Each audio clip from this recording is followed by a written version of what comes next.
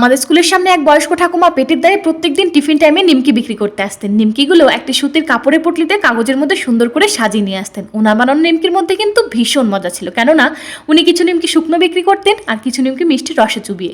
1 টাকায় উনি ওনার নিজের হাতে বানানো 2 পিস নিমকি দিতেন। উনি এতটাই দয়ালু ছিলেন, কোনো বাচ্চার কাছে টাকা না থাকলে উনি 1-2 নিমকি ফ্রিতেও দিয়ে দিতেন। তবে একদিন টিফিন টাইমে আমরা যখন ঠাকুমার কাছে নিমকি কিনতে যাই, ওনার ছেলে হুট করে কোথা থেকে এসে লাথি মেরে সমস্ত নিমকি মাটিতে ফেলে দেয়।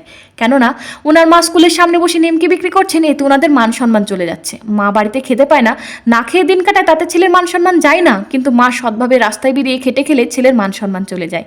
হায় রে দুনিয়া। সেদিন ঠাকুমা কাঁদতে কাঁদতে বাড়ি ফিরে যায়, আর আমরাও মন খারাপ করে নিমকি না পেয়ে ক্লাসরুমে ফিরে যাই। তারপর রোজ আমরা টিফিন টাইমে ঠাকুমার জন্য গেটের সামনে অপেক্ষা করতাম, কিন্তু ঠাকুমা সেই দিনের পর থেকে আর আসতো না। ঠাকুমার হাতের ওই কাগজের উপর সাজিয়ে দেওয়া 2টো শুকনো নিমকি, তার উপর 2টো রস ভেজা, আহা, সেই নিমকির স্বাদকে আজও মিস করি। নিমকির পুরো রেসিপি নিচে দেওয়া আছে, ক্লিক করে দেখে নাও।